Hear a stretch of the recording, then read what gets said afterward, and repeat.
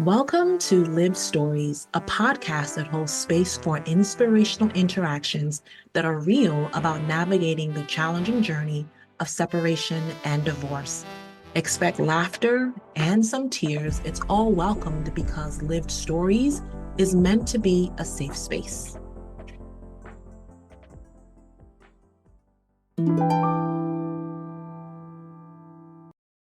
Welcome to Lived Stories, everybody. I'm your host, Liv Lewis, and today I am so excited to be talking to Clara Stewart Moore.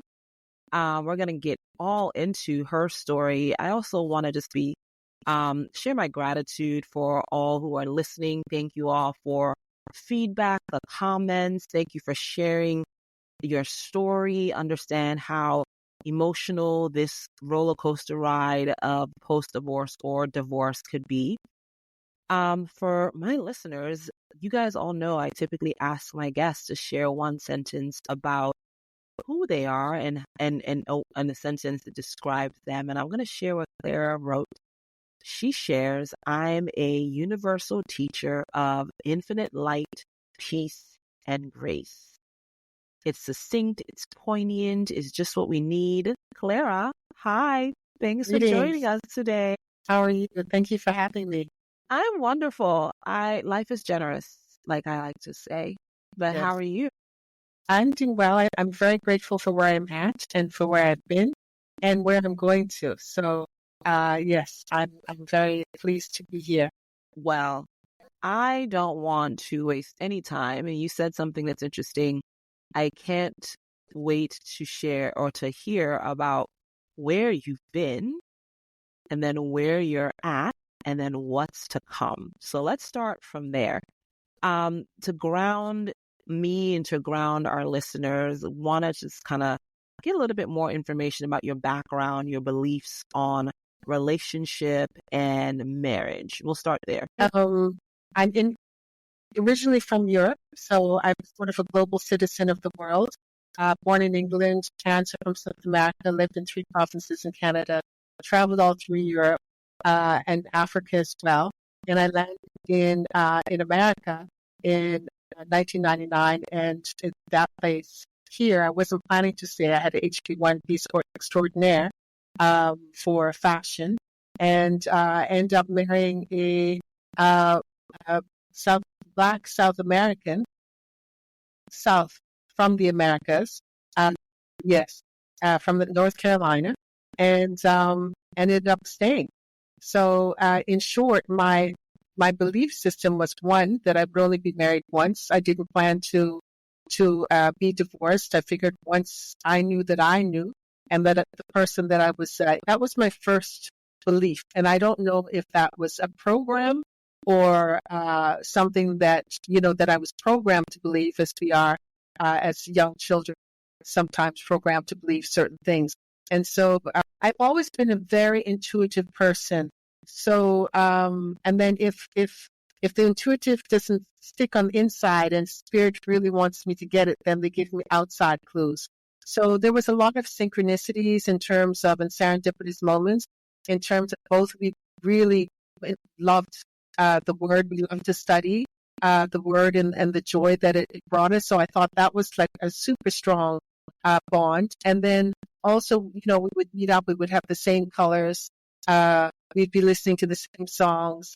These type of things. And also, there was some magical moments of where there was manna that just appeared on my Bible. So there was a lot of discovery with us, with the spiritual aspect and of the word. And that was sort of our connection. I led most of my life this way because I didn't have, parents, and I traveled so much of, the abandonment issues as well. So a lot of it came within my heart, and trusting, what I was hearing and what I was seeing, and also what I was dreaming, what I was given in dreams as well. This power of that we have, that's connected to spirit. Now, in this relationship, do you think you were equipped to know what marriage was? Do you think you had an understanding? You mentioned trials, right? But did you really understand what the union was meant to be going into it? I would say that I couldn't say now that I knew what I knew, because what I thought I knew, changed and evolved, just as though we say, oh, do we know what life is? Life is changing in each and every day and showing us something different about ourselves, our environment, our community, and our people. So going into it, I would honestly have to say yes, that I believed that I had what it took to endure certain trials and tribulations. I just didn't know, I guess, really how the path would be navigated, and how some of these trials would be brought upon me so quickly, and how much of myself, in fact, I didn't realize how much of myself I would have to lose or sacrifice in this space of the union of the marriage, by what the construct, was teaching. Got you. Okay. So magical, serendipitous moments, wearing the same colors. I'm right there with you. Get married. And how was the marriage in the beginning? The marriage in the beginning was really the first time, like when they say, you kind of know in the beginning. Well, this was the kind of know in the beginning. There were a lot of parties involved in the marriage, and there should a lot of voices, and there should not have been. I was always came from a place that, we sit, we have conversation, and it appeared like it was going to go smoothly and that one would be able to converse, but it always ended up an explosion, like things such as basically making plans, financial discussions. These were always a very, very sensitive topic for my ex. And so those were the sort of the signs at the beginning of, if this is how we're going to communicate and sort of work things out. If there is an issue, then we already have an issue, because our communication is not on the same page and on the same level. Because I'm not a yeller or a screamer, and so if you don't have that, the person doesn't have that strength to sort of like stand up strong for these powerful beings, then you end up sort of like making yourself smaller and smaller and hoping that works. But eventually you've just got to use your voice. So those were the things. My voice wasn't being heard. And then he cheated very, very early in the marriage. And I had a dream about it, not about it, but something was awry. And so the beginning of the relationship was cultivated on this particular lie. And I think most people don't expect to be caught, but he was caught very quickly. And then I proceeded to try to have a conversation with the young woman at the time, and they were back and forth lying. It was quite an ordeal. So, Clara, hold on. You just gave me like 70 million things. My brain is like, ding, ding, ding, ding. Okay. So I'm taking a couple of steps back because you said something. So when you were having conversation and you realized that he's a screamer and you're not, did you see that when you were dating? I'm a deep thinker and a speaker. So I didn't notice it when I was dating, when we were dating. As I said, there was this thing for the visa for me, but I believed I got married for love, not for papers, because it was a point where I could have left the country or stay. And so he expressed his love to me, did all these, did all the bells and whistles. So I didn't see it when I was dating, but I also I feel that I didn't have I didn't know what questions to ask. I should have been more proactive in asking certain questions. Like, we did, where do you see yourself? And, those superficial, but actually mapping it out and outlining out, this is where it became a problem, like actually making a plan towards those things that we saw congruently together. So very early on, girl, you done took my edge for a second. You said he cheated and he got caught, and then you said he didn't think he was gonna get. So unpack, give me a little bit more about like what was happening in the marriage, and then how the cheating happened so quickly. Well, I think having done some deep-rooted studies and search within this for the characteristics of human beings, I think that he felt that I was, or maybe he may have felt a little smaller. I came from a place of privilege, but not privilege. So it appears to me the things that I went through, I shouldn't really have survived, which is a near-death experience as well as many other things. But I was like in the public light, but I just saw myself as basically a normal human being. I never took the things that I did as to be something, as grandiose for who I am or who I was. And I think deep down inside he did. So there was an inferiority complex on his part, which is also a product of what we were taught. As women and as men, you have to be strong, you have to be the caregiver, you've got to give them more than they have really to keep them. And it was virtually almost impossible for him to give me more than I have and than I had, also because there was a cultural difference. For me being so free speaking and having opinion, this is completely different from a Black American Christian home in which he came from, where the women were, cooking and these type of stereotypes, but yet truths. And so there was that barrier of sort of trying to knock me down to size, and I wasn't going to be knocked down to size. Like I didn't know what it meant to be small. I only knew to grow upwards, So these were some of the issues. The more that I was sort of trying to be smaller, or he trying to make me smaller, I was rising. And so this created a lot of conflicts, because it didn't make sense to me why we couldn't, like a simple conversation. The argument would be about the conversation of who's speaking. I just went around in circles. It was just ridiculous. And so it turned like that, where it appeared to me that wasn't the marriage for him wasn't the end goal. But although, he loved me very much and wanted to be with me, but was he capable of folding, my container as well as his in that positive light? So friction, inferiority, he's feeling small and he steps out the marriage and you caught him. How, pray tell, did you catch? And then you said you were talking to the girl. Help me. Yes, Help well, me I had a dream. So one particular night, he was at a friend's in Harlem, and apparently there was a very good reception, which was fine, fair enough. He got home fairly late, and, I wanted to, have some relations, and he sort of like wasn't very, I'm tired, this type of thing.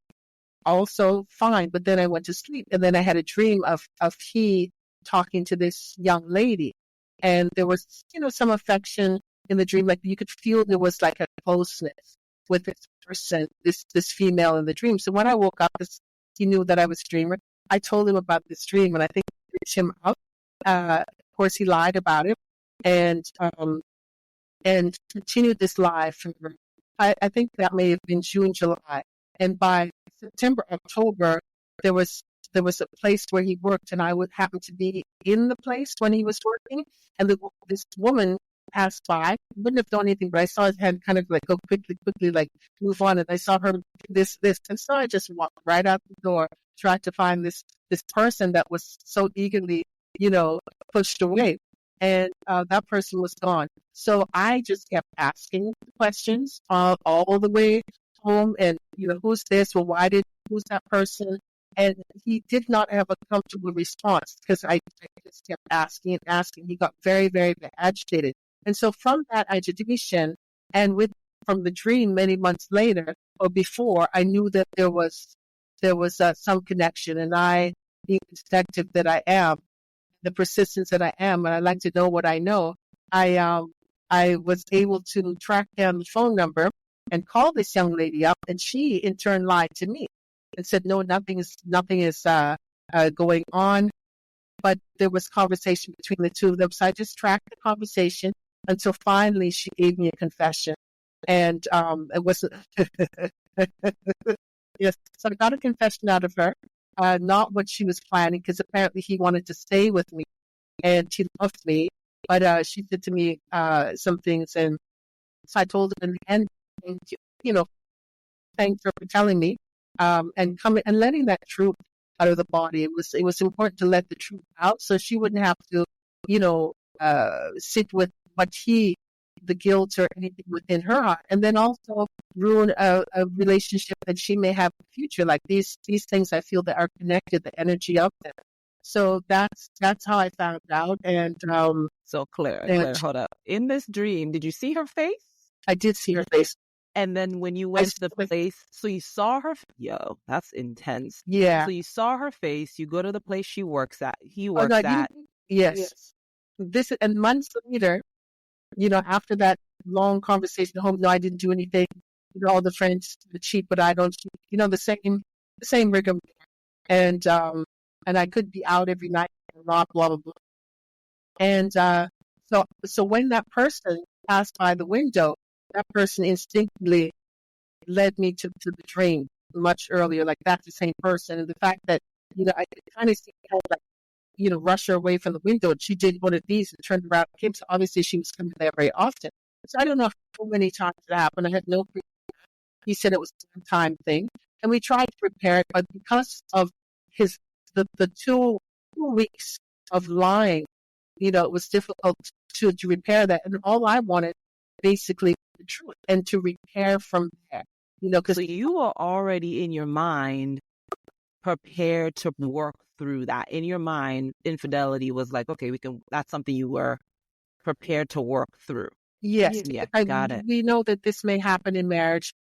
We know that people might be in places where they shouldn't be or influenced by friends. And, there's a weak moment. It really, and I believe in chances. You know what I mean? I believe that people do make mistakes, I make mistakes. It might be a different type of mistakes, but I think that the idea is how we get through that repair of that mistake, how we're going to change the tides, how we're going to change that behavior, that thought pattern. So I believe hope for all of us. We don't live perfect lives, at least.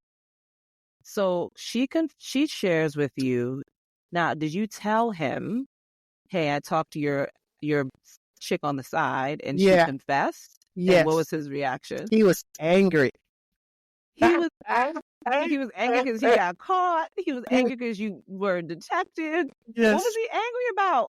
Well, this time he was angry because I think the two of them thought they would have a plan that she would never ever tell, and that he would stay like neutral in the marriage, exactly, and that he would never be caught for this cheating. It was a stupid mistake. Well, that's okay. Let the mistake be stupid for a short period of time, not for weeks and weeks and weeks and weeks and months, and get this person to collude with you. So because she colluded, and because I knew within my heart that something was amiss. Yeah, I couldn't believe that. I was not about to believe that lie. And so I was going to ask, and I was going to, on both sides. So I was tag teaming. I was asking him, and then he'd be on the phone with her. Then I'd ask her, and she'd be on the phone with him. So they're going back and forth trying to fix this story. And so I would say, well, why did you call him on Christmas Eve, or Christmas, whatever it was, these particular times? Like, why are you calling like that if you hardly speak? When did you speak? When was the last time you spoke? And try to get the information of both sides and then compare the information. And after a while, you can't keep up with the lies. That's why the truth is the best thing to do, and just release it and let it go. So he was angry that you were the amazing detective that you are. Yes. And so how did you move forward with that? Like so he was angry, and then what? Well, then his parents were very heavy-handed in his marriage, and in one particular scripture it says that you should go to the elders. So they were sort of navigating it, but in my situation, I knew that they weren't going to be for me. So the mother was asking, which is natural, right? Like your son or your daughter made a mistake, your child, but at the end of the day, you're going to, whatever happens, you're going to be with your blood. And so we were meant to pray and pray at a certain time. We would pray together. And then I was told not to bring it up because when God gives forgiveness, God doesn't ask you to bring it up. So there was a lot of manipulation with the word. And I also knew the word very well, and I would research, so it just didn't seem, it just didn't seem right that I shouldn't be able to bring it up, because how are we going to repair this if we just sweep it under the rug? How do I know that he's reformed or changed or remorseful or sad for the pain that he's caused me if we don't say anything about it? So every once in a while, I was expecting flowers, a diamond ring, something. Show that you're trying to make it not go from flowers to a diamond. I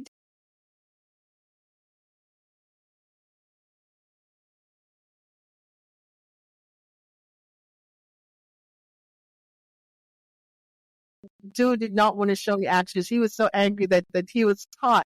I think that Clara, was yes. I have a question. Okay. He's not showing remorse, and you're trying to work internally. If you can go back there, did you have community? Was there people that you were talking to about this, or was his parents and his family? I had a friend that I was talking to. Most of my dearest sisters are internationals. So this time, my one dear friend that I told that I was, going through this story with, she knew, and she also is prayerful, So she was hoping for the best and praying for the best for us. So, but not being able to talk about it was an issue for me, and I found that to be an issue because each time we're offered the word, it was, well, do you believe the word or not? It was more like an aggressive thing, like, well, you're not going to ask. That's what it says here in this scripture. God says not to bring it up again. So why are you bringing it up again? Because I need to bring it up again. I need to know that this man is sore. He's in my house. Everything, he moved into my place, I was totally fine. I wasn't planning to stay in America, so I had nothing to lose. And, yeah, so that was, I was talking to someone, but I already knew what I knew, and I knew how I was going to get through it. And by getting through it, it was to have communication about it. So like our own counseling. He didn't want to go to therapy because God's people don't go to therapy. And there was all these things that he found in scriptures where, the elders were enough. But when the mother sort of reprimanded me like a child and said, well, why do you keep bringing this up? I thought we weren't going to bring this up. And so just by instinct, I hung the phone up on her. And so that, I didn't understand why, that was their relationship, and that's how they wanted to handle things. But I wasn't going to handle things by just shushing and towering it. Exactly. So how, after that incident, no talking, how long did you stay in this kind of like limbo of, because you are clearly like, you need resolution, we need to talk about it, and he's kind of trying to like, let's move on from this. So where and how were you getting through it? I know you mentioned the word, and how long did you stay in that? Well, I stayed in the marriage for 17 years. And so in the beginning, it was already, I was formulating a plan of how I'm going to get out of this, because this clearly is not going to work. And I didn't want to, again, be blindsided. I didn't have my American citizenship at the time. So there was working through, these logistics. And, I thought about it, but it wasn't something. And each day I gave an opportunity for hope and for healing. And so we had some good times and we laughed and this and that, but that was always always like there, hanging over, like how he handled the situation and how he was so easy to lie for such a long period of time. So the level of trust, which was part of the conversations, is that you don't just get trust. You have to earn trust. And then when the trust is broken, you have to earn it back. So I realized that that it was going to be that process of me feeling like I trusted him, and I was willing to also give him that chance. And then, so we with my citizenship, trying to work through that out. Actually, my visa, my green card, which is a process. Everything takes time. I wasn't one of those women that said, "Oh, he's done this," and then throw everything out and tell him to get out. And all of a sudden, I'm handling not only my grief but all the logistics that go with it on my own. Especially not being an American citizen, not knowing how things hook up, like a little bit, naive in those ways. And so he was a techie, the computer tech, and got things, done and phone lines and all of that. So I wasn't prepared to handle that whole patch at once. And also I saw some other friends who just on the fly did that. It was a lot of things to manage, at once. And so that's how I took it, nice and easy, nice and slow. I watched and I hoped for the best, but I was preparing, for what could be on the other side as well. And so I didn't have, so through the years, there was other little things that came up. And just in the process, when we were to split, I got pregnant. And that was, again, sort of like a divine intervention. That was 8 years into the marriage. It was clear that he wasn't making any plans for us to move out of this situation of my place, my duplex garden. It's a lovely place who I have given to him because I put his name on the lease, and he didn't want to leave at that time because I had put his name on the lease to make it seem like we were more of a cohesive relationship from when I was getting my green card and my citizenship. Lord knows that he was going to throw that back in my face and say, "Well, I'm not leaving because my name's on the lease." So it was clear what we saw, what type of character that he was and that he possibly is. And so slowly I had to, separate things like the finances and the taxes and all of that, because he wanted all co-joined, everything financially. And I was, things had to be slowly and easily separated. So I wasn't, surprised by his actions. And that's the place of where he came from. I think looking at families and looking at mother and the father relationship and seeing them for who they really are, not to judge them, but what are the characteristics of your father? What are the characteristics of your mother? Even now I say to my daughter, I said, you'll always love your parents, or you'll always love your father and your mother. But at some point there might be something, there's always going to be like a little trigger that you're going to have to work out. We come into this world to sort of work on a certain aspect of ourselves or learn a particular area about love, empathy, or devotion. And they come out in different ways. And so each time we're working on those, but find what the nuggets are. Like what did you get? What are the gifts that you got from that person, from generation to generation, ancestrally? My father was not the best, but at all, he was not the best. Abandoned at a very young age, and then physical, sexual, all these things. But I looked to see, well, what did I receive from him that's going to help me in this at this time? And he has 4 PhDs. The man's, a genius, even at that time. And so I look and I say, well, we get this from our ancestors. Our ancestors gave us big brains, and use those brains to your advantage. Don't ditch the whole person. Take what you can, take the nuggets that you can and run with those. And the other ones you release and you let go with love. There's so many places I want to go in what you just shared. 17 years in a marriage, half of it, or more than half of it, you get pregnant. Things were okay. It seemed like you buried that infidelity. You were willing to work through it. How was he? Was he also kind of willing to work through it? Or was it more like, I already am done with this, I'm just getting my ducks in a row? For him. For him, he was kind of complacent. He was kind of like, oh, she's forgiven, we're going to move on.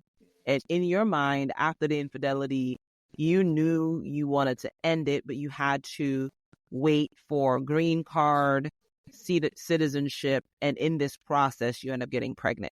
Yes. Am I getting the time? Okay. And then it was like... And then... Go ahead. So, go ahead.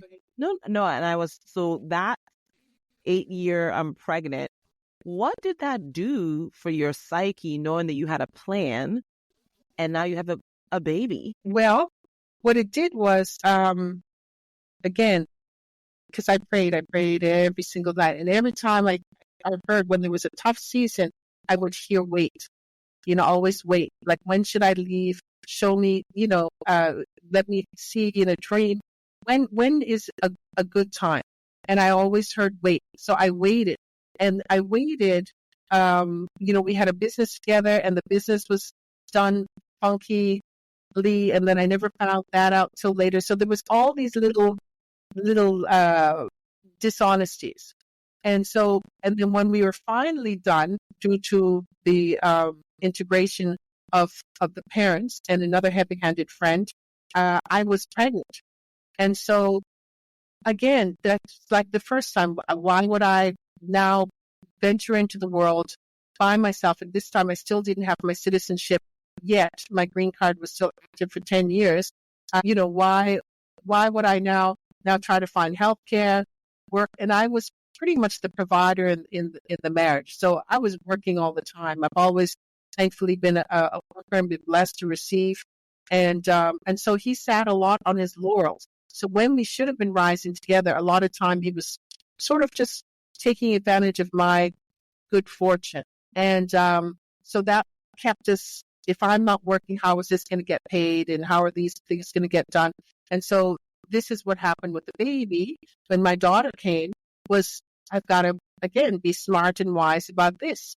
And so that's what I was, because I thought, okay, well, by the time she gets to first grade or kindergarten, however the system worked here, I would have a certain amount of hours a day. So my self-employment could sort of, manage the whole thing. And also, babies change people, when you feel that child coming out from you that is part of you, it's a different frequency. And so there was an opportunity for that too, but not much changed from that. And through this process, you heard wait. And of course, now you have so many priorities. What was that defining moment, or was there a defining moment where you're like, I'm getting out? Yeah, the defining moment wasn't so much for me, but because I've endured a lot, I have a lot of strength, and I've seen a lot of things. But it was when I saw how he treated my daughter in this particular situation. Like, sometimes you get inklings of things, like, oh, I can't take this job anymore. This person is really, really, really. But then there's a day, and that day came when he was sort of belittling her. And I thought to myself, she came to me after, was one time in, I don't know, 5 years that he'd taken her to work. And then, she's very confident, but yet she's very shy. She's an introvert, extrovert. And at this particular day, when it should have been a joyous moment, I thought, of a bonding, he belittled her in front of some co-workers. And there was like these big adults sort of like towering over her. Well, you should know better than that, because she didn't say hello and da-da-da. But they were digging into her. I was not there. But after she came home and she was, after her bath, she told me what had happened. Quietly, she told me what had happened. So I was livid, not after, but as she was going to. So I didn't say anything then, because already there was like, he wanted to show that this is how relationships are running. I want to show that with the bickering back and forth and loud voices and all of that. So at this point, I'm keeping myself under the radar.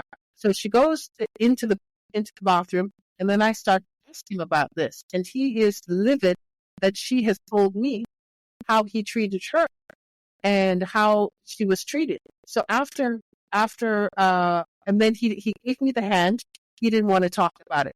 So I kind of took a deep breath, and I said, okay, I've got till whatever day it was, Monday, until she goes to school, and we'll have this discussion then, not have it then, because I was so angry and so wanted to defend and protect her, because again, what message am I sending as a woman that, and that was what was super, super important for me.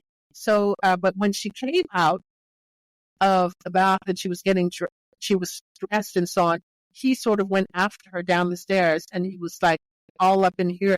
I'm like this poor little child, but this is how he was raised, right? And a lot of fear into him. So there was a lot of that coming out, and he had no one to defend him, although there were two. And here I am defending her. So it was like this powerful being, has the ability to use her voice at such a young age, cultivated by her powerful mother.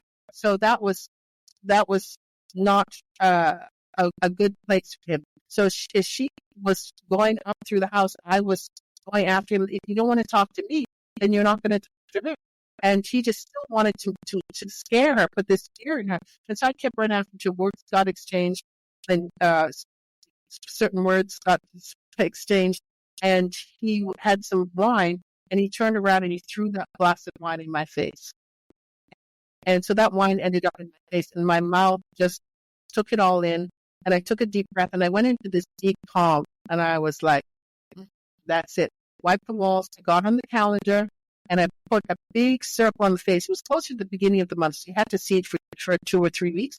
And I put wine face. And that was the defining moment for me, because I thought, what's going to be next? Because this is also a physical abuse. It's emotional abuse. It's verbal abuse. It's spiritual abuse. It's all these things. How much more am I going to take? And what am I showing and exemplifying to my daughter? So that was the day that I said, no matter what happens, girl, don't forget about this wine face. And so don't wait for the next thing. Prepare yourself, because obviously if he can come to this and treat you in such a way in front of his own child, Oh, wow. then Your daughter witnessed wine face. yeah, what would be next? You put your hand, and then he was like, what, what are you going to do? And I'm like, you're 6'4". We both have martial arts training. What are we going to do? Brawl in the middle of the living room in front of the child? So I knew that there was some sort of disconnect, like what he was trying to come out of me. I just didn't have that anger in me, all that I'd been through. But he clearly still had anger and remorse in him from all that he'd been through as a child and how he had been treated as a child. But my healing path was different, and I thought so was his. Were you in therapy throughout this process? We I know he I know he said he didn't want to do therapy, but you specifically, because what strength you have to endure for so long, and then wine face happens, and then you've decided. So how were you getting this strength? How are you getting through? Well, I have a long life story, and so I processed a lot of things, and I knew I had to do a lot of things on my own, but I also had a lot of, I want to say, a lot of help, angelic help, because many times I didn't know where I was going, or how I was going to eat, or where I was going to live, but I've never been homeless, and I always had a place to live, no matter what country. So there was always these blessings. So I knew that if I kept in this space of light, that the light was always going to take care of me. You know what I mean? Like, it was always going to be taken care of. So it was to have no fear. It's just to take some action, listen, wait, breathe, and do it at each, sit in the moment. So, so that was my process. And then I do a lot of healing work. So I healed a lot of people with sports medicine. And at that time, I started working with an organization that worked with adult survivors of childhood sexual abuse. So I was doing circles on that, and so it was always healing and repair work and looking deeper and deeper within. And so I just used those things on myself. And then I never listened to the voice that told me that I was lesser than, that I was wrong, that I was little, and that I shouldn't be somebody greater. Got it. So wine face happens, and you said you put a circle on the calendar and you started to prepare. What were the things that you did in this preparation? Well, the preparation first was always to be calm around my child and have conversations with her about what happened. So that was the first thing. Then I got a separate bank account, and apart from the bank account that we share, that he so joyously enjoyed. So portions of that money, I separated us in taxes. I opened up my own business and realized the business that we had together was artificial. So that was another lie I discovered. And then he sort of just helped along the way. His heavy-handed friend and parents convinced him to file taxes. Every year we had been filing taxes together or at the same time. When I decided to separate after that incident, like have not joint tax and do it separately. And then one year he decided he was going to file tax. He was advised to file taxes on his own and give me my child as dependent. And I was like, what are you going to tell me? You know, so I don't know. I still don't know really the truths and all that. Then he also said he had college education, and I was paying for some of those dues. Come to find out he didn't have that. So there was these things over the years. Those two things with the business and the college education was so much. Well, who do you think you are? You don't have a degree. Always degree. And then I found he confessed he had no degree.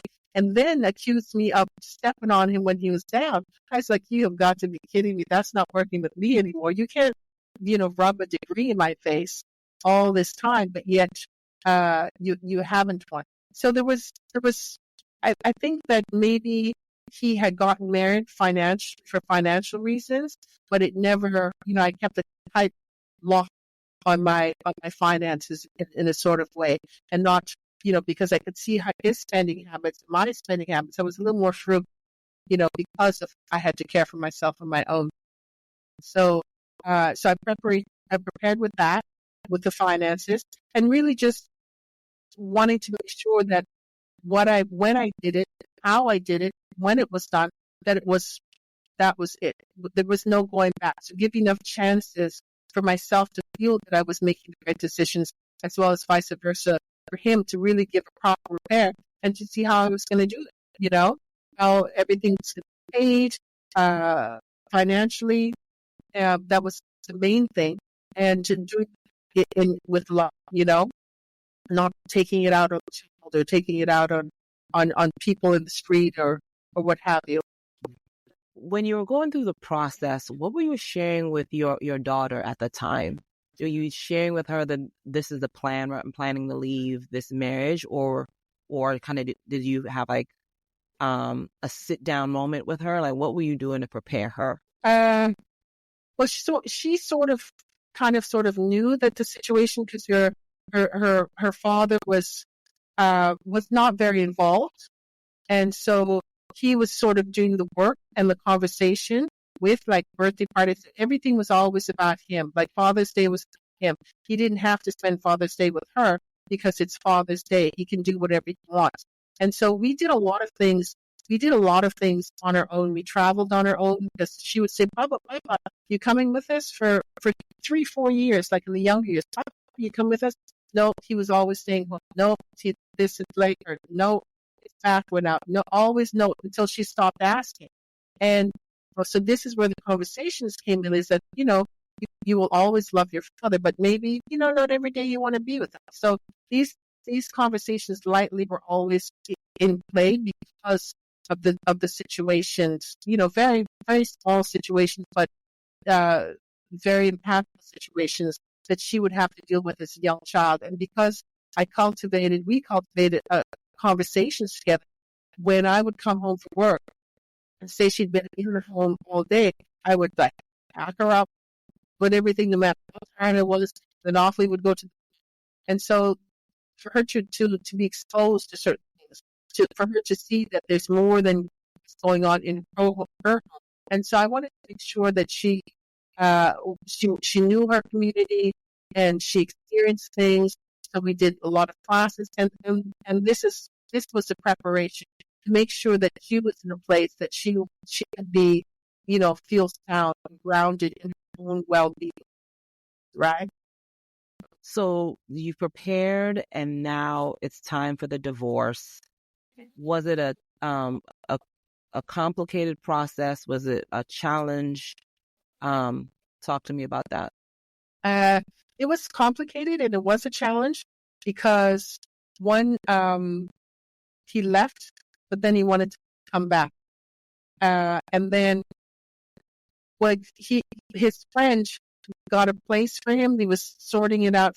So they were trying to sort of blindside myself and my daughter. As I was preparing, he was also preparing because I guess we were always, because he could see that there was not the same affection and this and that, and it was totally going a different direction. And so his friend, being that his finance, or right, his friend, suggested that he help him out. And the friend went to help him out. Then he decided one night that he wasn't going to, he didn't want to break up his family. God told him not to break up his family, and he was going to try again. And we didn't what have. was your reaction? It was the middle of the night. I was like, what is this again? And this needs to be a two-way conversation, not something that you decide after you've already decided. You can't say that what you're preparing, prepare it, and then I'm stuck because I'm like, okay, this wasn't when I wanted to do it exactly. How am I going to do this? How am I going to get her to school and work? I had early morning clients and all of that, and he's just going to run off. So he decided he wasn't going to do it. So he didn't do it, and he stayed a little. We talked a few things through, but then it came back to that same place. What are your plans? We needed to move. What are you doing to help us to move? Like, where's your where's your resolve in trying to build this family, have another child? That's what we're going to do. Still working towards that direction. It's always to work towards that direction, but he wasn't showing these goals. And so you were preparing and have prepared to leave.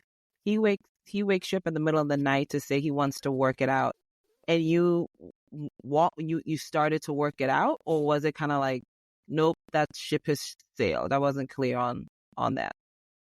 Well, in my mind, again, that ship was sailed. But if I'm not one to say who touches God's heart and what God tells another person to do. So again, from there, I have hope that he is true to what he says he's going to do. And again, we will see with actions. Okay. And so as time went on, rings and flowers. Eggs, no rings, no flowers. No rings and flowers. You just He was cooking dinner though. That's because I was working all the time, and then we weren't coming home for dinner. But at the end of the day, it lasted about 9 more months, and he did it again. With a friend, really secured a place for him. Got a place. My daughter knew. She's about 7 at this time, 7 or 8. My daughter knew, so he would always be sort of like adult conversations, and I would try not to have the adult conversations in front of my child, and because I don't think it's appropriate. They can't hold all of that emotion, And and then I was on a conference call in the evening, and I knew he was leaving and moving out, but I didn't know the date. She knew the date because he would talk, openly with his friend who was going to move in with him, at the time. And so when I came up from the conference, he was already packed his things in his bag. I was downstairs at a 2-level, bi-level. He'd packed his things in his bag. And then he tells me he's taking the child. And I'm like, what? You're taking the child to where? I don't know where you live. I don't know how clean that place is. I don't know what sheets you're going to take. I don't know where she's going to sleep. You're not taking her anywhere. So take your things and thank you. And so that was very, very upsetting because I had to, again, keep my cool. And and so that was it. And then he thought it was going to be a nice, easy transition. I told him to come within the next week, pack his bags. I put everything in bags because he left something in the closet. Like he was halfway there, halfway not. And I just packed everything up, told him to come and get it, and he got it. And then we had a dog at the time, and the veterinarian was close to my home. Still had the key. It's about a month later, give him this opportunity. He came home, he ate something, left dishes in the sink. And I was like, this lock has got to change. So I changed the lock. That's when he really got the message that it was done. And then the process of divorce, he did not want to spend a dime. So it took us a little while to do it. And then COVID hit. And there wasn't anything to say. It was quite simple.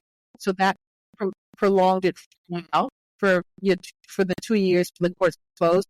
And then when it came through, having separated with the proper financial and the proper support, which he was always not there, even the courts helped with that.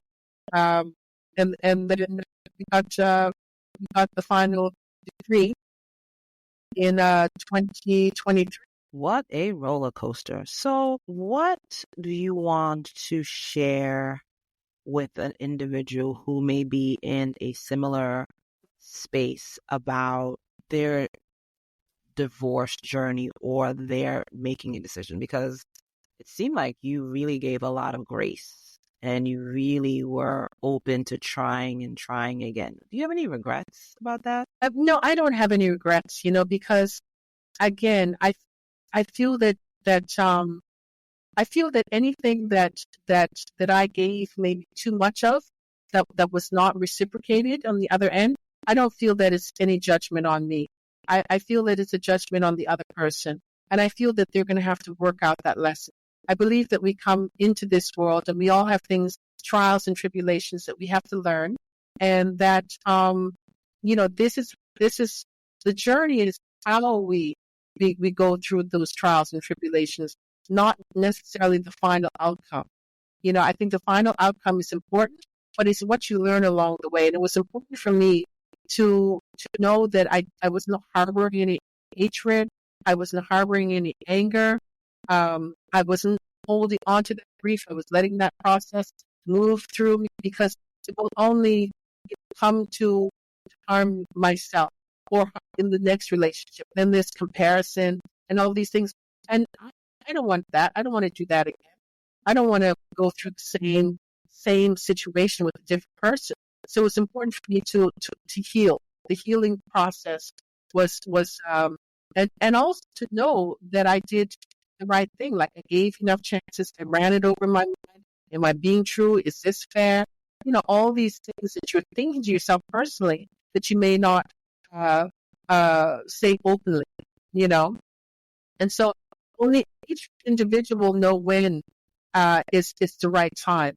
And I think that the main thing is trusting oneself, trusting the heart to tell you, and to love yourself completely. Love yourself first, because you really can't love someone else if you don't love yourself first. And which seems like a selfish thing. People say, "Oh, that's selfish." He or she loves themselves.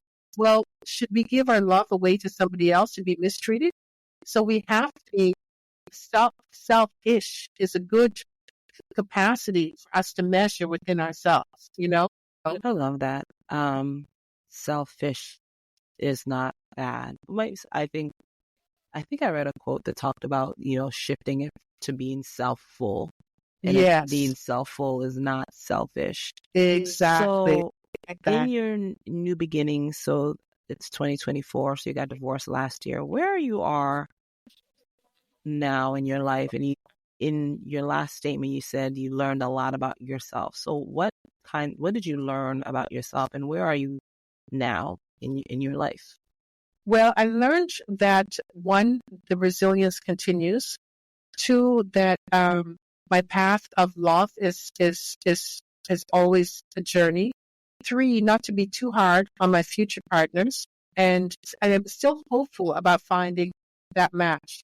And but meanwhile, I'm still focusing on my dear, sweet little angel child. And she has a lot of things on her plate. She's going into 11th grade. This is an important year, particularly in America. And so I'm kind of like focused on that now, because I've never felt that, that it was good to have a lot of partners or a lot of partners in the home. I was never, somebody like that, not to judge those that need that, that physical hold and bond with a partner. Yeah, so that's where I'm at now. And the next year will be focused on that pretty much. And, I'll date here and there given time, but I also have some other things that came up that I am dealing with that God has put on my plate. So I'm waiting to see how this, what the lesson is in this. And I think that what I'm getting is that I was going fast. All my life I've been fast, working. That's in my chart. I've got a lot of work and then I just keep moving. So the idea now is really slowing down and enjoying every moment and listening to in every moment and also loving in every moment, which is a challenge because little things can come up, irritate you. Every moment that I create now is a moment for the future. So the more moments I can create love for myself, my surroundings, my community, the more I'm cultivating that for later on. And so because I've had to slow down, I've really had to look at my thoughts, my feelings, my emotions, and what they are, what they're building in my body and in my frequency, in my environment. So that's what I'm looking at now. So as we wind down our conversation, thank you so much for sharing. What would you say your lived truth is, or what is the one takeaway you want the listeners to know? Well, I want them to know that, cultivate every small moment, like every moment. Be mindful of what you're thinking, of what you're saying, of what you're putting out there, because they say what you put out, comes back to you. So, and I believe that truth. And I believe that truth not to harm, but also to grow and to cultivate. So you get do-overs, and the main do-over should be for yourself. Like, do it over, do it again, try it a different way, try to make it better. Each time, cultivate it in a better way. And love, they say is the most healing. Love and gratitude are the two words that are most healing to frequency and water in our body, and we respond to that. And so really having love and gratitude for yourself, your journey, whatever the journey may be, whatever it has shown you on your, that's to me is something that I would like to really impart on people of how important that is. To when you're going off on a reel, to try to reel it in, and each year it might be 3 minutes less. But you know what? 10 years, you've got 30 minutes where there was 30 minutes of harm you could have caused with words or behavior, and it's 30 minutes that you don't. You're like, okay, I can let that go. And so that's a journey, that's a challenge. And that's what I'd like to share. It's like every moment, love yourself, love everything around you, and try it. Try it. It may be a cliche, we hear it all the time, but really, really try it. With thoughts that you wake up with in the morning, loving thoughts, and thoughts that you go to bed at night with. Those are the two important times where you have an opportunity to change the world. Well, I think that's a wonderful place to end our conversation. Cultivating love for yourself. Clara, thank you so much for sharing your story. What a roller coaster, but thank you for empowering us and showing the strength of a courageous individual. Wow. Thank you for having me.